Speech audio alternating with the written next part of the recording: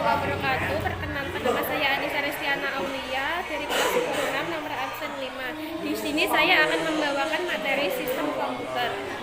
Pengertian sistem komputer adalah kumpulan perangkat-perangkat komputer yang saling berhubungan dan berinteraksi satu sama lain untuk melakukan proses pengolahan data sehingga dapat menghasilkan informasi yang diharapkan oleh penggunanya.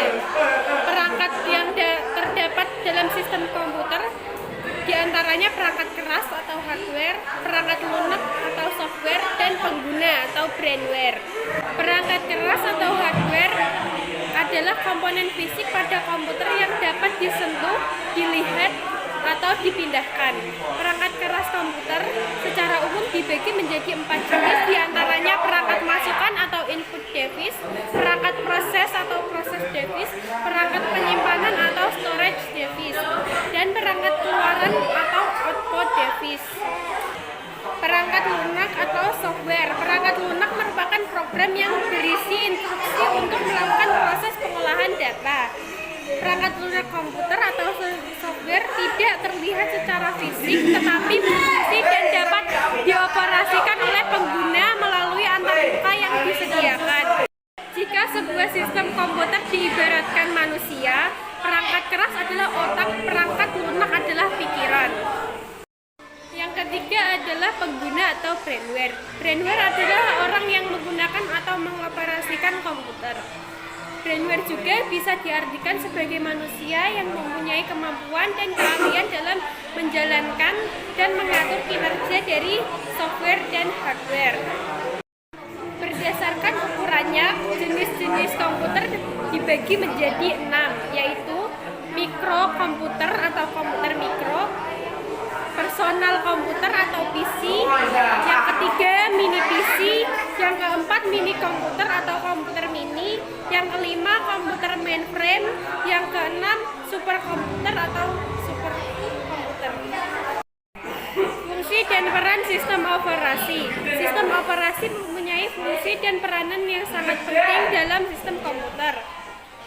Peranan dan fungsi sistem operasi tersebut sebagai berikut: 1. Sebagai kernel, 2. sebagai guardian, 3. sebagai gatekeeper, 4. sebagai optimizer, 6. sebagai koordinator, 7. sebagai program controller, 8. sebagai server, 9. sebagai akonan, 10 sebagai interface, 11 sebagai resource manager, 12 sebagai virtual machine.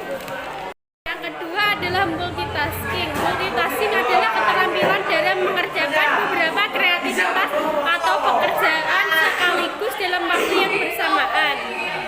Multitasking dibagi beberapa, yaitu algoritma pertama, algoritma kedua. Cara kerja CPU menjalankan instruksi program adalah: 1. Unit kontrol mengambil atau mendapat instruksi dari memori.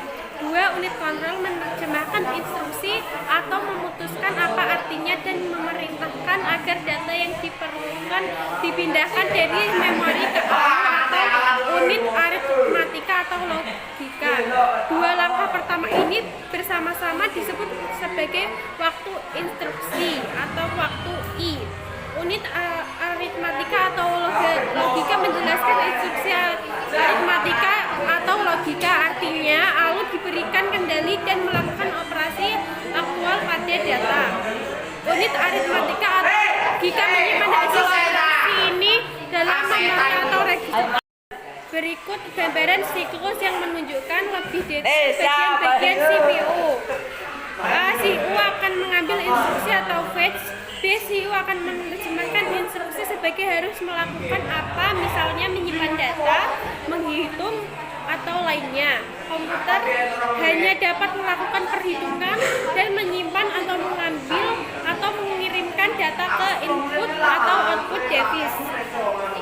C.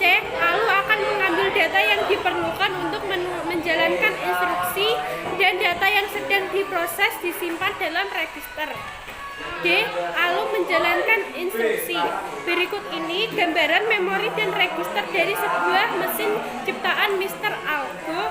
Alamat pada pada mesin ini dinyatakan dalam kode heksadesimal. Memori dibagi menjadi kotak-kotak, setiap kotak mempunyai alamat dan dapat berisi data. Misalnya, mesin ciptaan kalian memiliki kapasitas memori untuk menampung 4 data dengan alamat AA1, SD AA4, dan CPU mempunyai 2 register dengan alamat REG1 dan REG2. Sebetulnya semua data akan disimpan dalam bentuk binder, namun memiliki untuk kemudahan membaca dan semua ilustrasi data tetap ditulis dalam besaran desimal. Kita juga dapat menciptakan mesin konseptual yang sederhana yang hanya mempunyai 1 register untuk menampung data yang biasanya disebut akumulator, karena semua operan dan hasil perhitungan disimpan di register tunggal. Perintah tambah dilakukan dengan menambahkan data dan yang diambil dari memori satu-satunya register itu. Untuk menambahkan 100 tambah 200 instruksi yang dilakukan oleh mesin satu akumulator hanya mempunyai 4 alamat memori saja. Demikian materi yang saya sampaikan, kurang lebihnya saya mohon maaf. Wabillahi taufiq wal hidayah. Wassalamualaikum warahmatullahi wabarakatuh.